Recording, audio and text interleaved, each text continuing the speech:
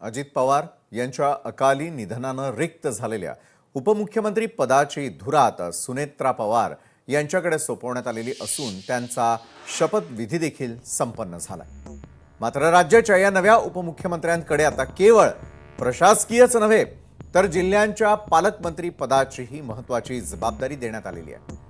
मिळालेल्या माहितीनुसार सुनेत्रा पवार यांची आता पुणे आणि बीड या दोन्ही जिल्ह्यांच्या पालकमंत्री म्हणून नियुक्ती करण्यात आलेली आहे आणि या संदर्भातील अधिकृत सरकारी आदेशही निर्गमित करण्यात आलेला आहे। बरं, यापूर्वी या दोन्ही जिल्ह्यांची जबाबदारी स्वतः अजित पवारच सांभाळत होते। बरं, विशेषतः धनंजय मुंडे यांनी मंत्रिपदाचा राजीनामा दिल्यानंतर बीडचं पालकमंत्री पद अजितदादांनी स्वतःकडेच ठेवलेलं होतं, जे आता सुनेत्रा पवारांकडे वर्ग करण्यात आलेलं आहे। दुसरीकडे राष्ट्रवादी काँग्रेसच्या राष्ट्रीय अध्यक्षपदाबाबतचा पेच अजूनही कायम आहे। प्रफुल्ल पटेल यांचं नाव या शर्यतीमध्ये आघाडीवरती असल्याचं बोललं जात होतं, मात्र स्वतः पटेल यांनी हे दावे फेटाळून लावलेले असून आपण या शर्यतीत नसल्याचं स्पष्ट केलंय आणि त्यामुळे राष्ट्रवादीचा सर्वोच्च नेता कोण ठरणार याकडे आता संपूर्ण महाराष्ट्राचं लक्ष लागून आहे। या घडामोडींदरम्यान नवी दिल्लीमध्ये घेतलेल्या पत्रकार परिषदेत प्रफुल्ल पटेल यांनी अत्यंत आक्रमक पवित्रा घेत मोठं विधान केलंय। राष्ट्रवादीच्या अध्यक्षपदाचा निर्णय योग्य वेळी आणि योग्य व्यक्तीचाच होईल, मात्र त्या पदाच्या शर्यतीत मी नाही असं स्पष्ट करत त्यांनी स्वतःचं नाव मागं घेतलंय।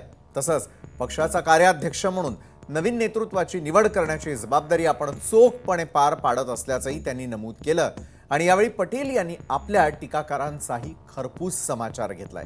ते म्हणाले की ज्यांनी कधी प्रत्यक्ष निवडणुका लढवल्या नाहीत त्यांनी माझ्या बॅकग्राऊंडवरती बोलणं चुकीचं आहे। आमच्या कुटुंबाला 1952 पासून जनतेनं निवडून दिलेलं आहे।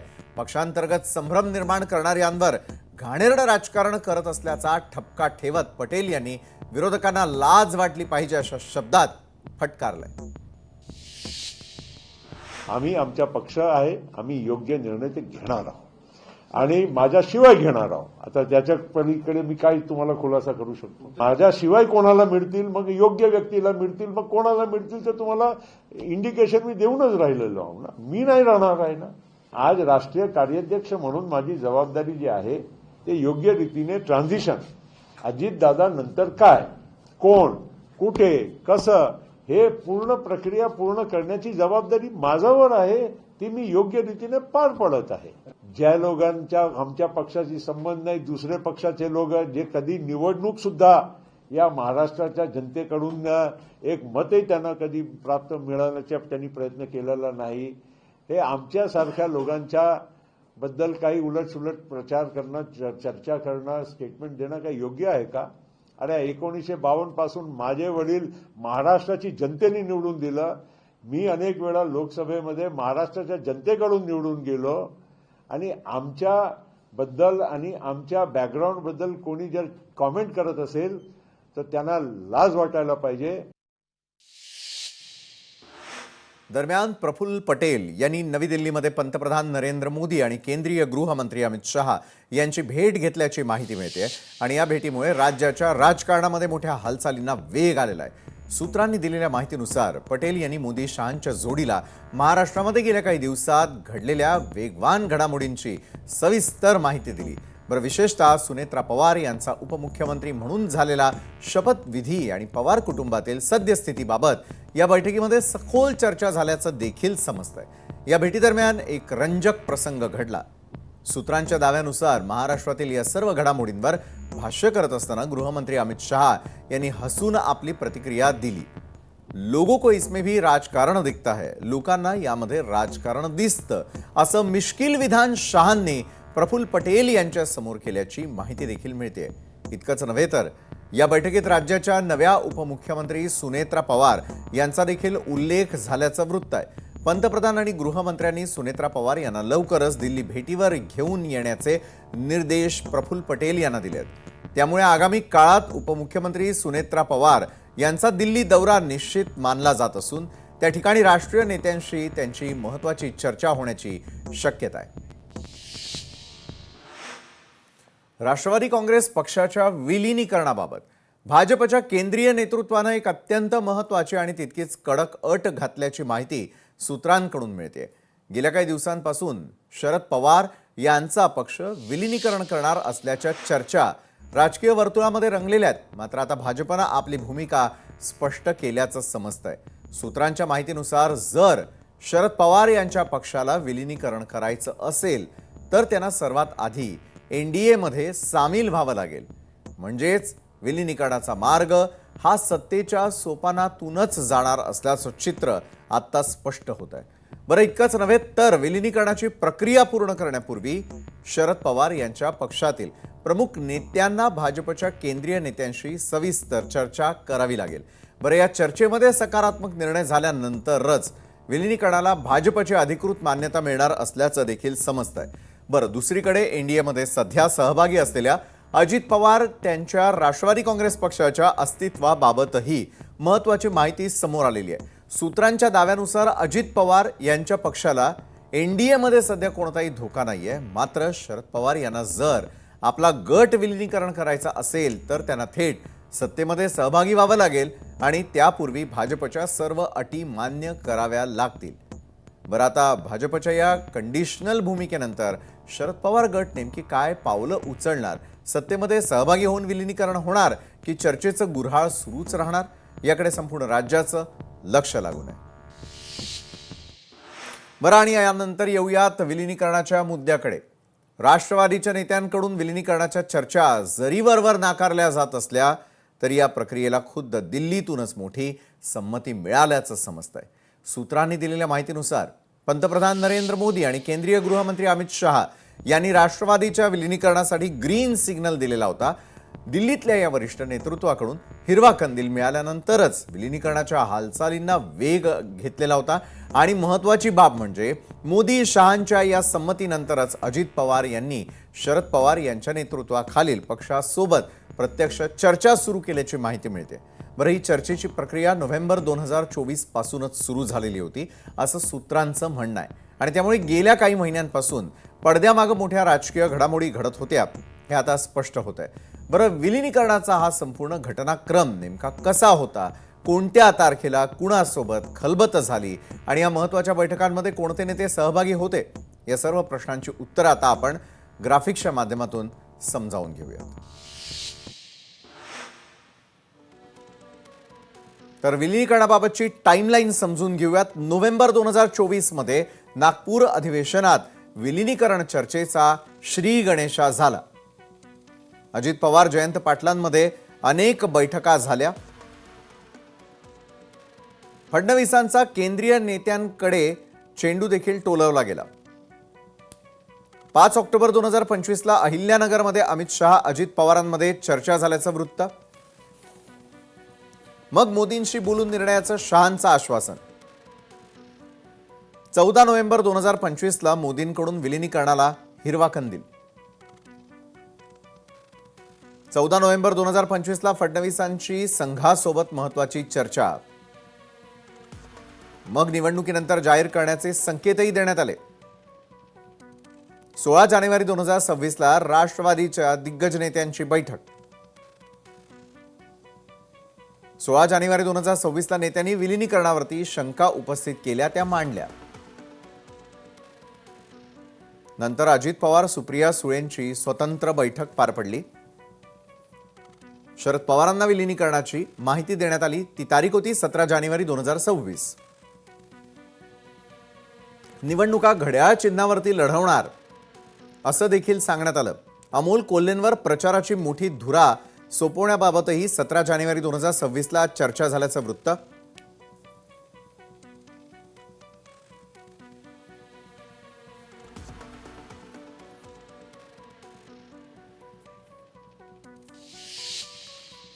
तर विलिनीकरणाच्या मुद्द्यावरती एका बाजूला राष्ट्रवादीचं काय म्हणणं आहे ते तर आपण जाणून घेतो आहोतच. मात्र दुसरीकडे देवेंद्र फडणवीस या संदर्भात काय म्हणालेले होते त्यावर एक नजर.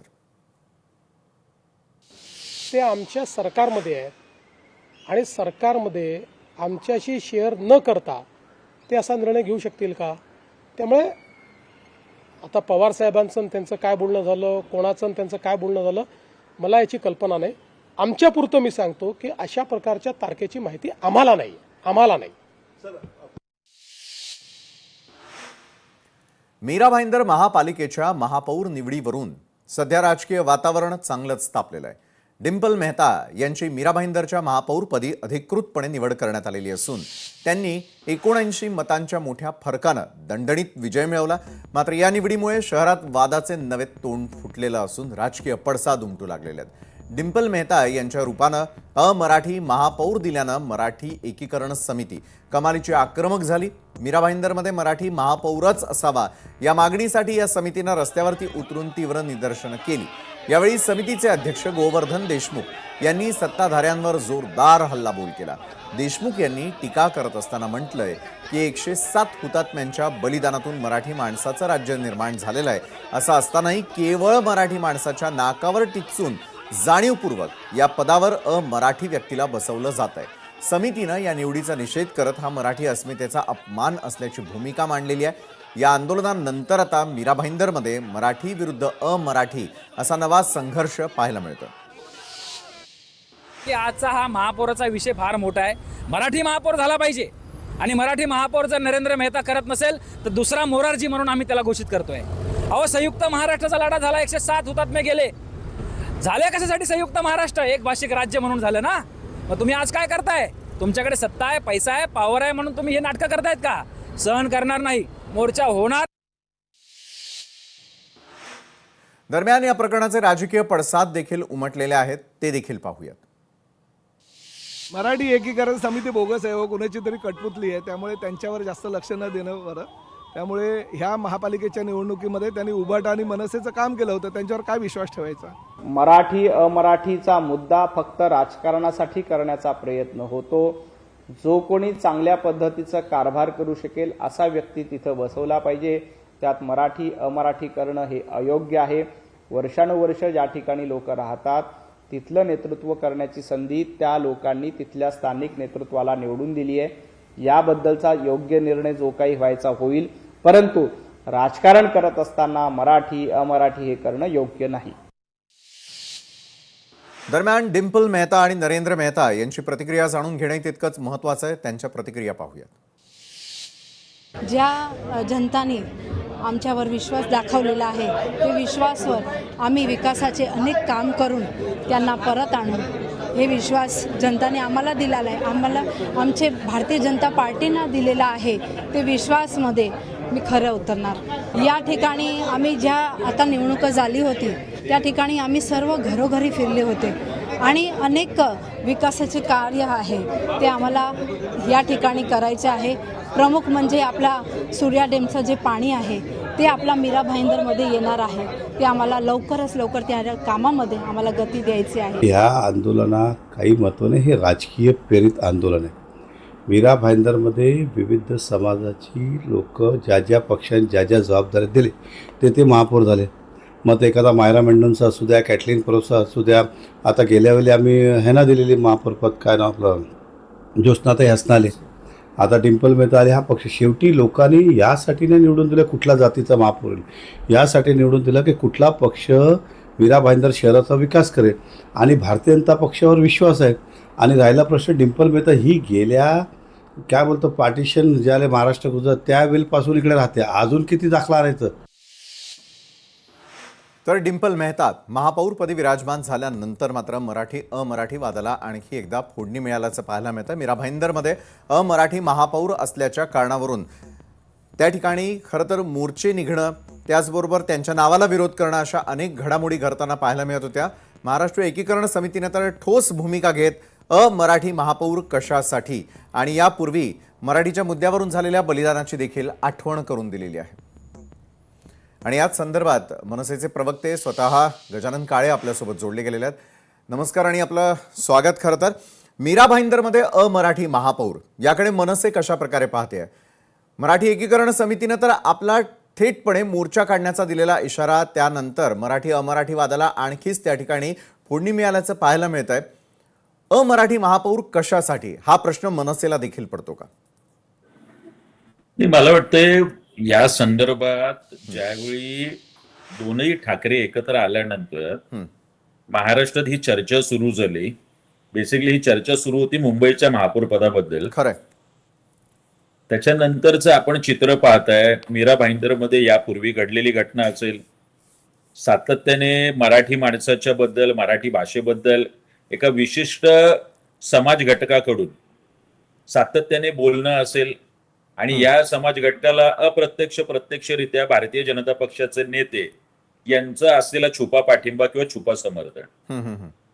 म्हणजे काही दिवसांपूर्वी उरणला नगरपालिकेच्या ज्या उमेदवार होत्या त्या सुद्धा शहा होत्या, त्या निवडून आल्या नाही, हा भाग निराळा.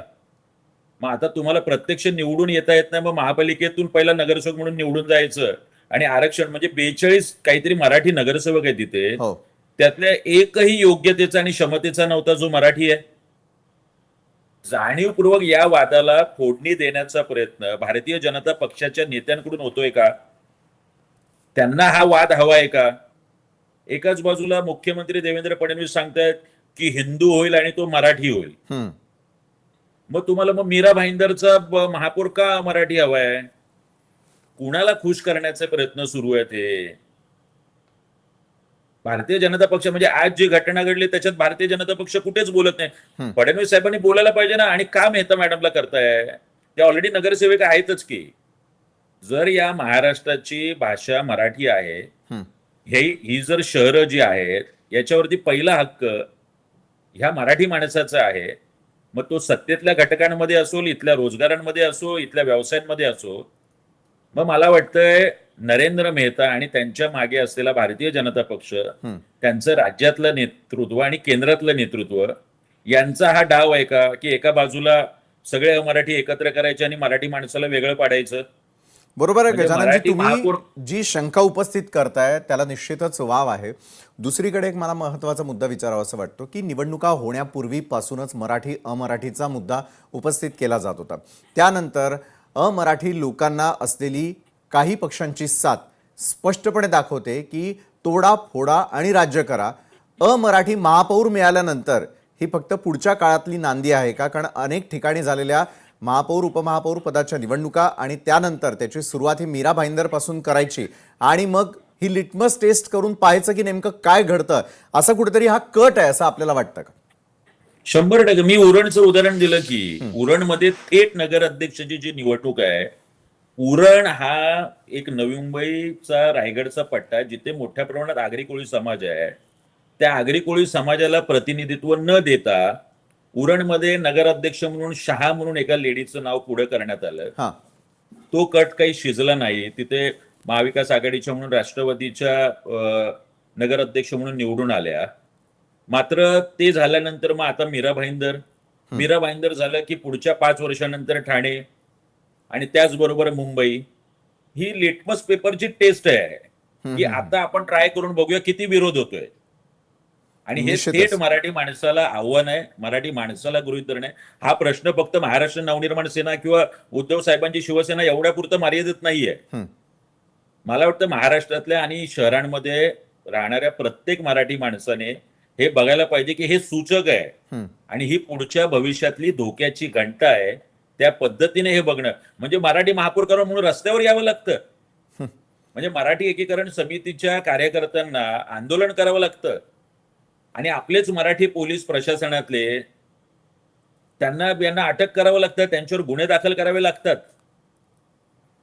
बरोबर आहे गजाननजी, उद्विग्न अशी तुमची ही प्रतिक्रिया आहे. आणखी एक अनुभवाबद्दल मला तुमच्याशी खरं तर आज चर्चा करायची आहे टेलिव्हिजनच्या माध्यमातून. तुम्ही आमच्याबरोबर असेच जोडलेले राहा. मुंबईमध्ये पुन्हा एकदा मराठी अस्मितेचा मुद्दा पेटलेला असून एका अमराठी बिल्डरनं मराठी तरुणाला केलेल्या मारहाणीमुळे खळबळ माजली. तुम घाटी लोक सुधरोगे नाही अशा शब्दात शिवीगाळ करत बिल्डर सुशील रहेजा यानं मराठी तरुणावरती हात उचलल्याचा धक्कादायक प्रकार समोर आला.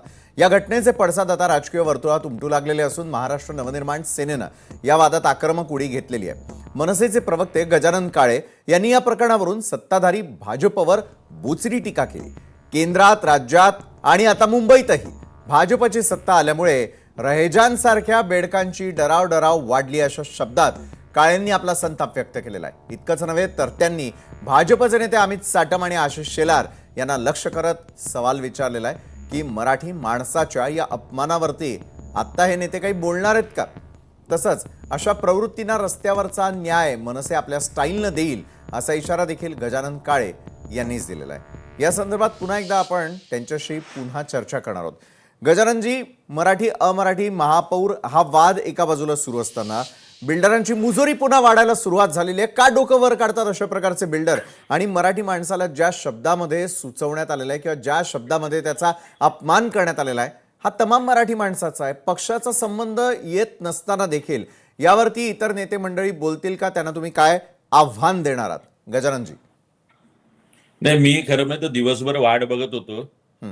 एक आशिष शेलार याच्यावर काहीतरी बोलतील किंवा केशव उपाध्याय याच्यावर बोलतील. अमित साटम जे मुंबईचे त्यांचे अध्यक्ष आहेत, मात्र त्यांच्या सुद्धा जे काय कार्यालय आहे, पक्ष कार्यालय, त्याची पाटी इंग्रजीत होती काही दिवसांपूर्वी. म्हणजे त्याच्यासाठी सुद्धा मीडियाला दाखवल्यानंतर, मीडियाने ते सगळ्या गोष्टी दाखवल्यानंतर पाठी मराठीत करावी लागली. हे यांचं मराठी प्रेम. म्हणजे आज त्यांना महापौर मराठी का नकोय, तर त्याची आज घडलेली जी घटना आहे, जर उद्या मुंबईचा ठाण्याचा महापौर केल्यानंतर मीरा भाईंदरचा महापौर, केंद्रातली सत्ता, राज्यातली सत्ता आणि मुंबईचा महापौर, याच्यामुळे एका विशिष्ट घटकामध्ये रहेजा नावाच्या माणसाला वाटतं की आता मी करेन तो कायदा. म्हणजे माझ्यासमोर FIR आहे. काय म्हटलं त्या FIR मध्ये? ऑफिस बॉय म्हणून शिपाई या पदावरती आहे तो संबंधित मुलगा. बरं.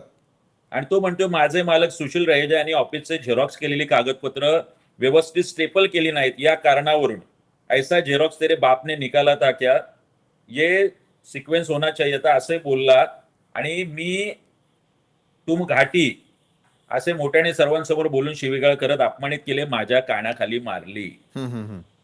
हे त्या FIR मध्ये नोंद आहे. इतकी मुजोरी वाढलेली आहे. आणि या मुजोरीवर भारतीय जनता पक्षाचे मराठी असलेले नेते काही बोलत नाहीये. आता आम्ही बघणार आहोत खरंच ह्या रहेजाला तुरुंगात टाकायची हिंमत या महाराष्ट्र सरकारच्या मुख्यमंत्र्यांची, अमित साटमांची, आशिष शेलारांची आहे की नाही. बरं, हा तुमच्या भाषेतला हिंदू, तुमच्या भाषेतला मराठी, आता हे तपासलं जाणार आहेत का मराठी म्हणून तुम्ही एकत्र येणार आहात?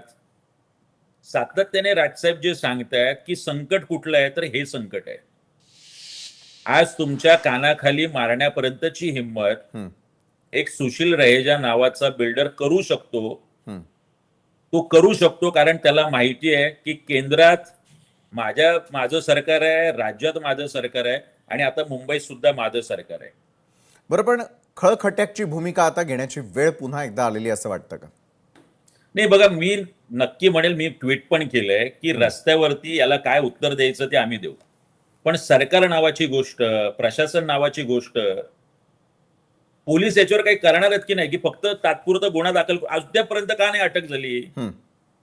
हीच गोष्ट एखाद्या गुजराताच्या कानाखाली आम्ही मारलं असतं तर आतापर्यंत महाराष्ट्र नवनिर्माण सेनेचे पदाधिकारी, कार्यकर्ते, महाराष्ट्र सैनिक आम्ही तुरुंगात असतो. आम्हाला बेड्या ठोकल्या असत्या आणि आम्हाला उद्या कोर्टात कसं सादर केलं जाईल हे सगळं पाहिलं गेलं असेल. पण आतापर्यंत सुशील रहेजा कुठे आहे?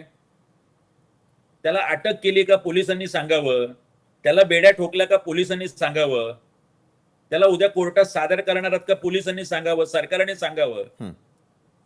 पण मग गजाननजी, मला एक प्रश्न मराठी विचारावा असं माणसाला वाटतं, कसंही वागवलं, मराठी माणसाला कानाखाली मारली, मराठी माणसाला अपमानित केलं, शिवेगाळ केली, तरी सुद्धा या महाराष्ट्रात आणि मुंबईत चालतं.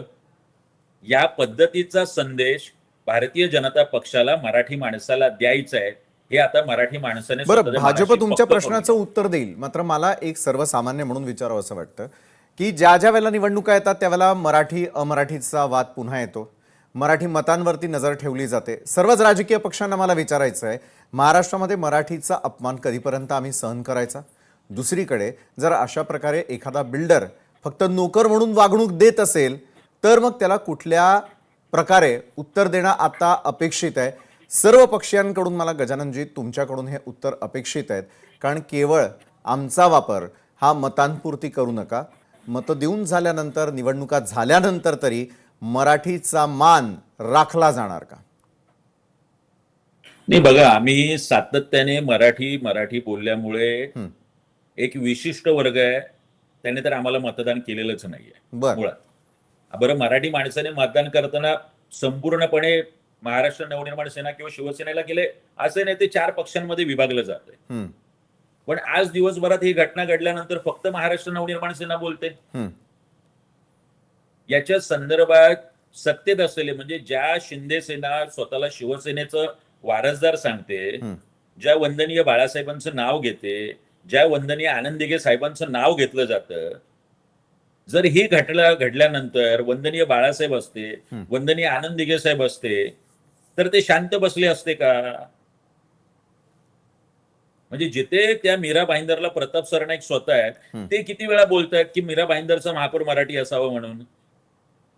एकनाथ शिंदे, ज्या मीरा भाईंदर म्हणजे ठाणे जिल्ह्याचे पालकमंत्री आहेत, एकनाथ शिंदे तरी स्वतः बोलतात का की होय मीरा भाईंदरचा महापौर हा मराठी असावा म्हणून. हम्म. मुंबईमध्ये एकनाथ शिंदेचे 30 नगरसेवक आहेत. मात्र सत्ता कशी मिळेल, आमचा नेता कसा, गटनेता कसा हे होईल आणि आम्हाला उपमहापौर कसं मिळेल, या सगळ्या प्रक्रियेत हे सगळे पक्ष आहेत. कुणालाही या घटनेकडे लक्ष द्यायला वेळ नाही आणि त्यांच्या दृष्टीने मराठी माणसाला मारो, मराठी माणसाला अपमानित करो, मराठी माणसाला कोणीतरी शिवीगाळ करो. आपण आपल्या मतांच्या पेट्या फक्त सांभाळायच्या, मराठी माणसासाठी व्यक्त व्हायचं नाही. अगदीच अंगाशी आलं, जास्तच पेटलं तर काहीतरी तुरळक प्रतिक्रिया द्यायची. ज्या पद्धतीने आज अत्यंत एक तुरळक प्रवक्ता भारतीय जनता पक्षाचा फक्त बोलला नाही, पोलीस आपली जबाबदारी पार पडतील, पण भारतीय जनता पक्षाचा कुठलाही मोठा नेता अद्यापर्यंत या घटनेवर बोललेला नाही.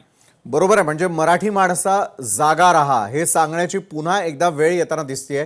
एका बाजूला मीरा भाईंदर प्रकरणावरती देखील तुम्ही आमच्याबरोबर बोलतात आणि बिल्डरकडनं आलेला जो अपमानाचा क्षण त्या मराठी तरुणासाठी होता, याविषयी आता सर्वच राजकीय पक्षांची भूमिका काय असेल यावरती लोकशाही मराठीची देखील नजर असेल. कारण तुमच्या पक्षापर्यंत येऊन प्रत्येक राजकीय पक्षाला हा प्रश्न आमचे प्रतिनिधी देखील विचारतीलच. धन्यवाद गजाननजी, तुम्ही आमच्यासोबत जोडल्या गेलात आणि या संदर्भात सविस्तर चर्चा केलीत त्यासाठी. चंद्रपूर महानगरपालिकेमध्ये काँग्रेस 27 जागा जिंकत सर्वात मोठा पक्ष ठरलाय.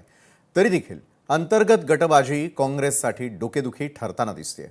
महापौर पदासाठी कुणाचा दावा अंतिम ठरणार यावरून वडेट्टीवार समर्थक आणि धानोरकर समर्थकांमध्ये जोरदार रस्सीखेच सुरूच आहे.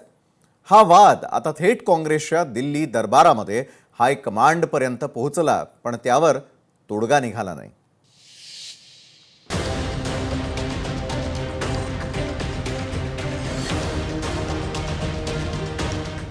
काँग्रेसमधील अंतर्गत वादात भाजपला आयती संधी.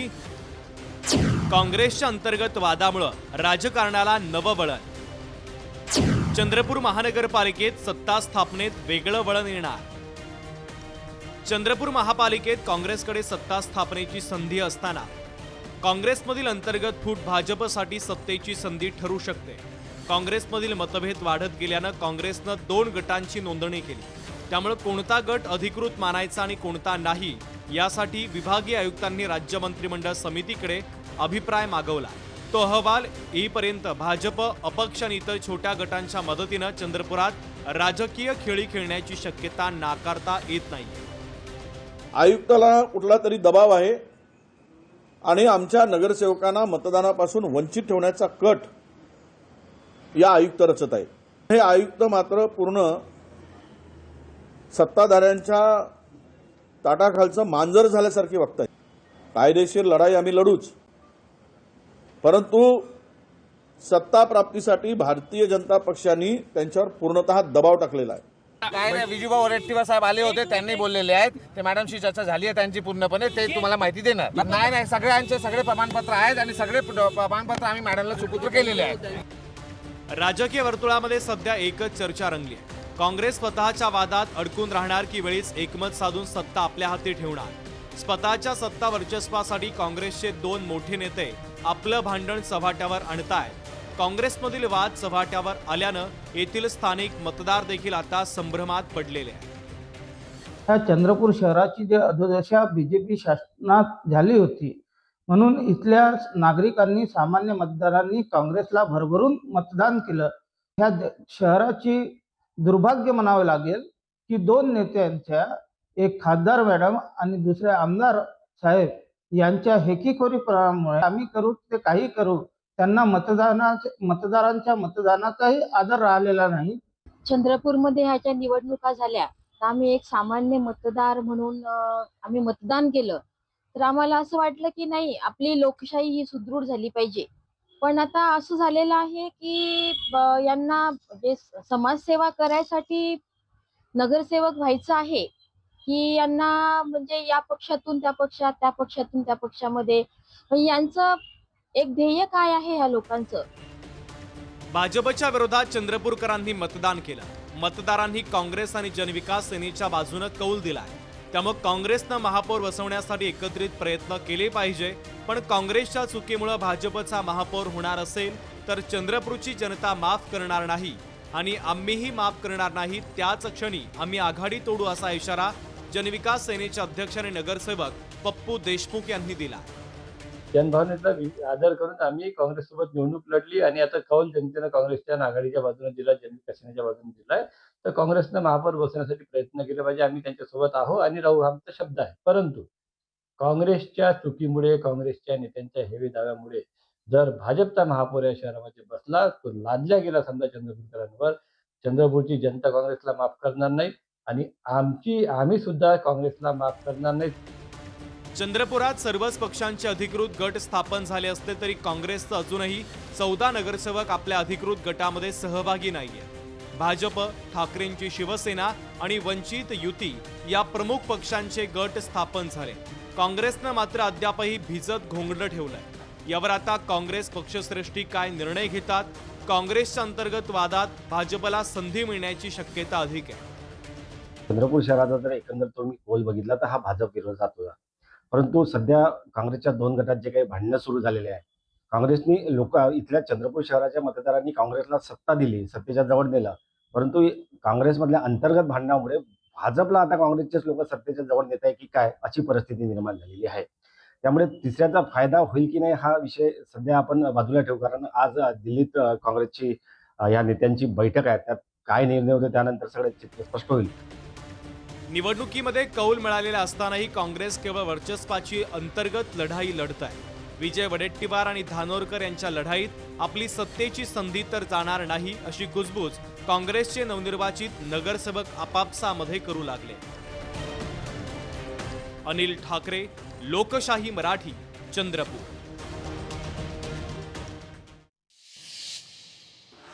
अमरावती महानगरपालिकेमध्ये महायुतीची सत्ता स्थापन होणार आहे. महायुतीमध्ये महापौर वा उपमहापौर पदासाठी 1.25 वर्षाचा फॉर्म्युला ठरलाय. पहिल्या टर्ममध्ये 1.25 वर्ष भाजपचे श्रीचंद तेजवानी हे अमरावतीमध्ये सिंधी समुदायातील पहिले महापौर पद भूषवतील, तर उपमहापौरपदी युवा स्वाभिमान संघटनेचे सचिन भेंडे यांच्या नावावर शिक्कामोर्तब झालंय. आता 6 तारखेला अधिकृतरित्या महापौर उपमहापौर पदाची निवडणूक होणार असून याची केवळ औपचारिक घोषणा बाकी आहे.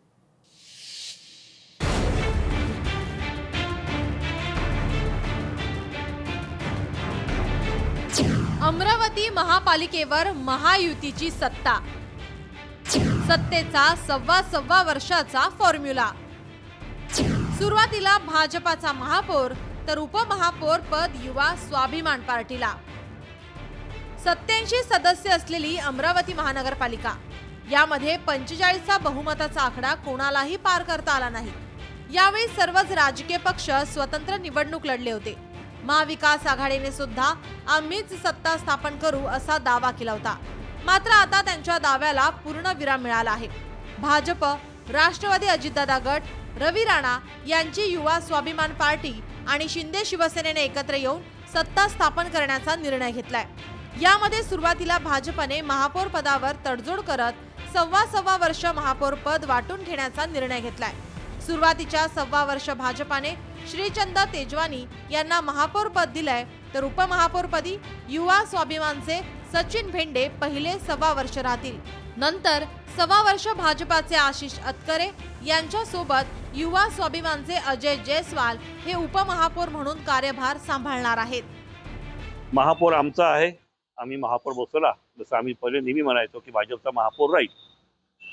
उपमहापौर युवा स्वाभिमान पक्षाचा राहील. महापौरपदी आपलं हे बसले आहेत श्रीचंद तेजवानी आणि उपमहापौरपदी भेंडे बसले आहेत युवा स्वाभिमानचे.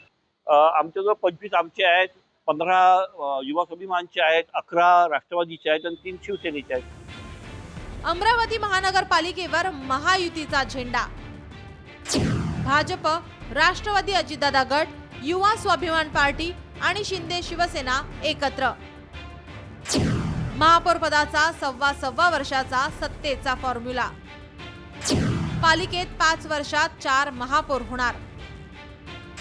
सुरुवातीचे 2.5 वर्ष भाजप आणि युवा स्वाभिमानचे महापौर.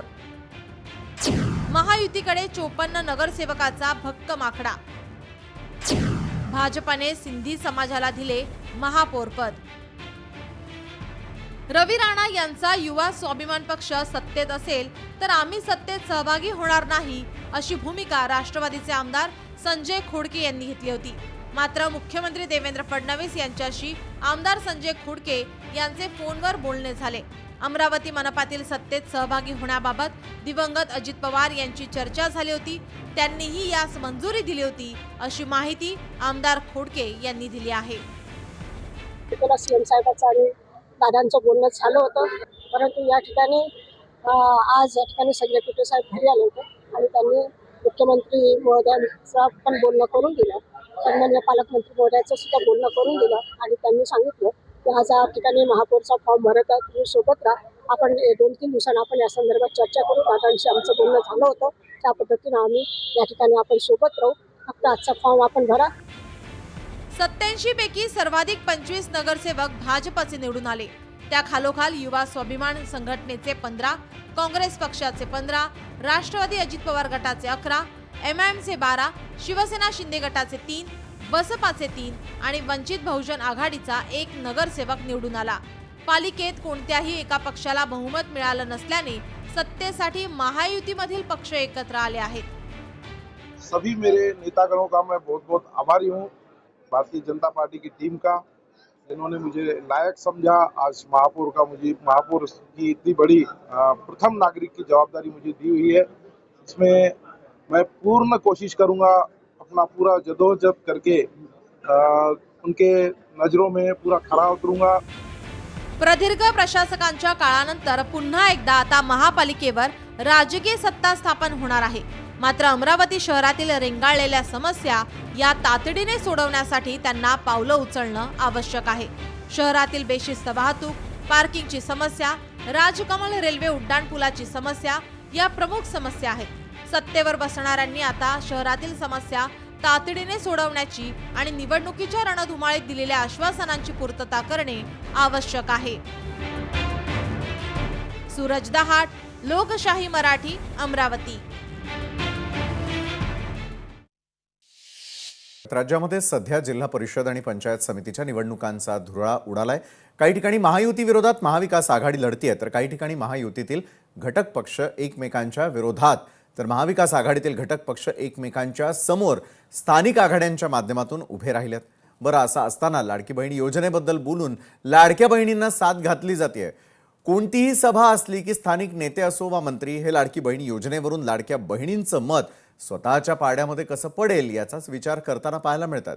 उपमुख्यमंत्री एकनाथ शिंदे आणि वैद्यकीय शिक्षण मंत्री हसन मुश्रीफ यांच्यामध्ये याच योजनेवरून चांगली रस्सीखेच पाहायला मिळते. पाहूयात या संदर्भातील एक स्पेशल रिपोर्ट.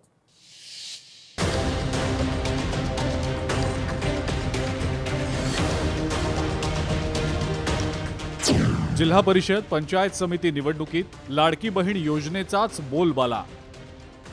लाडकी बहीण योजनेच्या श्रेयवादावरून शिवसेना राष्ट्रवादीत रस्सीखेच.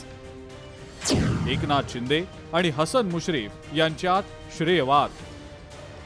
विविध सभांमध्ये गाजतोय लाडक्या बहिणींचा मुद्दा. विधानसभा निवडणुकीपूर्वी महायुतीनं राज्यामध्ये मुख्यमंत्री लाडकी बहीण योजना सुरू केली होती. त्यावेळी तत्कालीन मुख्यमंत्री आणि आत्ताचे उपमुख्यमंत्री एकनाथ शिंदे यांनी या योजनेची सुरुवात करून राज्यातल्या लाखो लाडक्या बहिणींची मनं जिंकली होती. विधानसभा निवडणुकीमध्ये गेम चेंजर ठरलेल्या मुख्यमंत्री लाडकी बहीण योजनेचा नगरपालिका, महापालिका निवडणुकीनंतर आता जिल्हा परिषद आणि पंचायत समिती निवडणुकीतही बोलबाला पाहायला मिळतोय.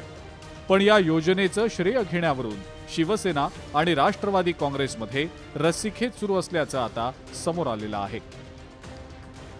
कोल्हापुरातल्या कागलमध्ये उपमुख्यमंत्री एकनाथ शिंदेंनी भाषणादरम्यान मी मुख्यमंत्री असताना लाडकी बहीण योजना सुरू केली आणि योग्य वेळेला लाडक्या बहिणींना आम्ही 2100 रुपयेही देणार असल्याचं जाहीर केलं. शिवाय लाडकी बहीण योजना कधीही बंद होणार नसल्याचा त्यांनी पुनरुच्चार केला. माझ्या लाडक्या बहिणींना माझी एवढीच विनंती आहे, हा तुमचा भाऊ तुम्हाला विनंती करायला आलाय, फक्त निवडणुकीपुरता नाही, तुम्हाला दर महिन्याला ओवाळणी देणारा हा भाऊ आहे. आणि जे आम्ही बोललेलो आहे, पुन्हा मी सांगतो, मला पत्रकार विचारतात तुम्ही 1500 रुपये सांगितले, तुम्ही 2100 रुपये सांगितले. मी त्यांना सांगितलं योग्य वेळी ते पण देणार, मागे हटणार नाही, शब्द फिरवणार नाही. तर दिवंगत उपमुख्यमंत्री अजित पवार यांच्याकडेच तिजोरीची चावी होती आणि त्यावर महिला आणि बालकल्याण मंत्री आदिती तटकरे यांची सही होती. त्यामुळे लाडकी बहीण योजनेवर राष्ट्रवादी काँग्रेसचा अधिकार असल्याचं राष्ट्रवादी काँग्रेस अजित पवार पक्षाचे नेते आणि राज्याचे वैद्यकीय शिक्षण मंत्री हसन मुश्रीफ यांनी म्हटलंय. लाडकी बहीण योजनेचे 2100 रुपये दरमहा दिल्याशिवाय आम्ही स्वस्थ बसणार नसल्याचंही त्यांनी सांगितलं. आता ही योजना आम्ही सगळे सत्तेवरची मंडळी आहेत, आम्ही आणली असं म्हणणार आणि ते काल म्हटलं घेतलं. परंतु उपमुख्यमंत्री यांच्याकडे तिजोरीची किल्ली होती अजितदादा पवारकडे आणि आमच्या महिला बालकल्याण मंत्री जे आहेत ते आहेत आदिती तटकरे, त्यांची सही होती. म्हणून आमचं म्हणणं आहे की आमचा अधिकार आहे आणि आता तेच खातं अजितदादांच्या नंतर आता मुख्यमंत्र्याकडे गेले. म्हणजे आता पुढची सही कुणाची होणार आहे? मुख्यमंत्र्याची. विधानसभा निवडणुकीपासून महायुतीसाठी गेम चेंजर ठरलेल्या मुख्यमंत्री लाडकी बहीण योजनेचा आणि या योजनेच्या श्रेयवादाचा मुद्दा आता प्रत्येक निवडणुकीमध्ये निघताना दिसतोय. या श्रेयवादाच्या मुद्द्याचा एकनाथ शिंदेंच्या शिवसेनेला फायदा होणार की राष्ट्रवादीच्या हसन मुश्रीफांना फायदा होणार हे येत्या काळात स्पष्ट होईलच. सतेज औंधकर, लोकशाही मराठी, कोल्हापूर.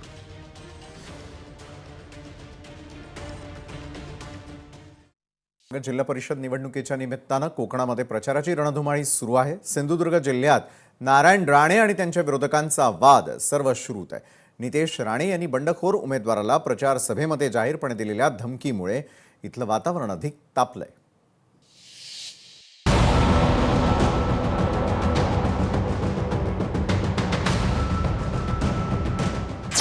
नितेश राणेंच्या धमकीला विरोधकांचं उत्तर.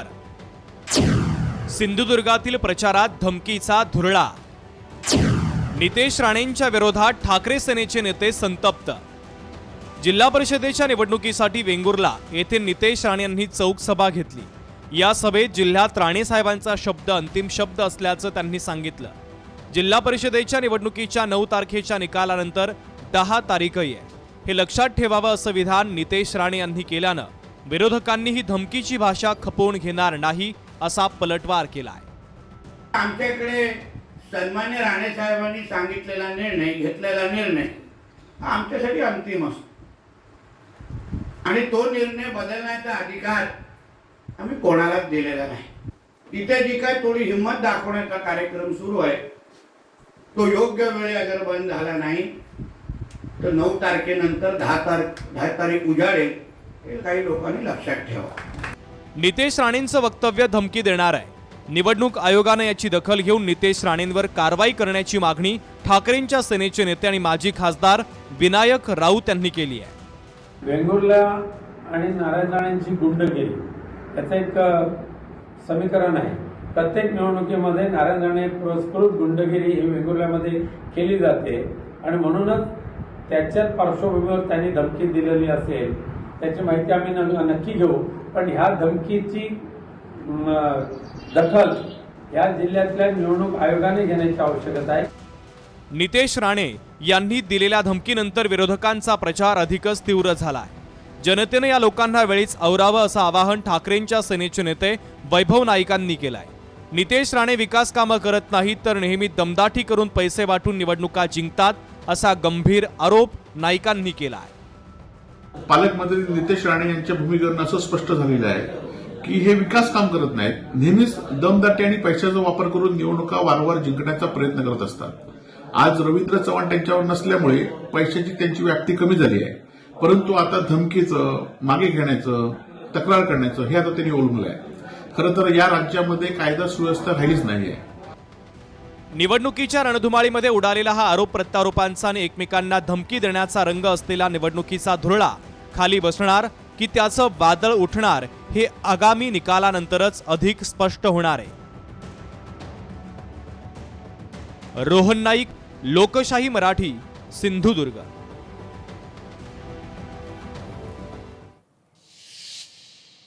लोकसभेच्या सभागृहामध्ये अभूतपूर्व गोंधळ पाहायला मिळाला, ज्याचा शेवट थेट 8 खासदारांच्या निलंबनानं झालेला आहे. विरोधी पक्षनेते राहुल गांधी यांना सभागृहामध्ये बोलू न दिल्यानं संतप्त झालेल्या काँग्रेस खासदारांनी जोरदार राडा केला. गदारोळ इतका वाढला की काही खासदारांनी थेट पीठासीन अधिकाऱ्यांच्या दिशेनं कागद भिरकावले. या बेशिस्त वर्तणुकीची गंभीर दखल घेत लोकसभेनं काँग्रेसच्या 8 खासदारांना उर्वरित अधिवेशनासाठी निलंबित केलेलं आहे. बरं, विशेष म्हणजे या निलंबित खासदारांमध्ये महाराष्ट्रातील भंडारा गोंदियाचे खासदार प्रशांत पडोळे यांचाही समावेश आहे. आजच्या या राड्यामुळे लोकसभेचं कामकाज दिवसभरासाठी तहकूब करावं लागलं. जनता के हक के लिए जो भी आदमी लड़ता है उसको ये गायब कर देते हैं या फिर सस्पेंड कर देते हैं. जनता का ये प्रश्न है, चाहे किसानों के प्रश्न हो, एजुकेशन के प्रश्न हो, रोड रास्ते डेवलपमेंट के प्रश्न हो, इंफ्रास्ट्रक्चर की बात हो, लेकिन ये सरकार बात नहीं करती है. हमारे नेताजी राहुल जी गांधी, इन्होंने जो प्रश्न रखा है कि संसद को पता चले, दुनिया को पता चले कि अगर बाहर का देश यहाँ पे कुछ अगर एक्टिविटी करता है तो हमने क्या करना चाहिए, हमारा क्या स्टैंड रहना चाहिए. तर या संपूर्ण प्रकरणावरती सरकारही आक्रमक झालेलं असून निलंबनाच्या कारवाईनंतर संरक्षण मंत्री राजनाथ सिंग आणि संसदीय कार्यमंत्री किरण रिजिजू यांची एक महत्त्वाची बैठक पार पडली. या बैठकीमध्ये सभागृहाची प्रतिष्ठा राखण्यासाठी पुढील रणनीतीवर चर्चा झाल्याचं कळत आहे. लोकशाहीच्या मंदिरामध्ये घडलेला हा प्रकार आणि त्यावर झालेली ही मोठी कारवाई यामुळे आता सत्ताधारी आणि विरोधकांमधील संघर्ष अधिकच चिघळण्याची शक्यता आहे. तर या होत्या आज दिवसभरातील अतिशय महत्त्वाच्या घडामोडी, ज्यांचा आढावा आपण न्यूज प्लॅनेटच्या माध्यमातून घेतला. आजच्या न्यूज प्लॅनेटमध्ये वेळ झाली इथंच थांबण्याची. ताज्या घडामोडींसाठी पाहायला विसरू नका लोकशाही मराठी.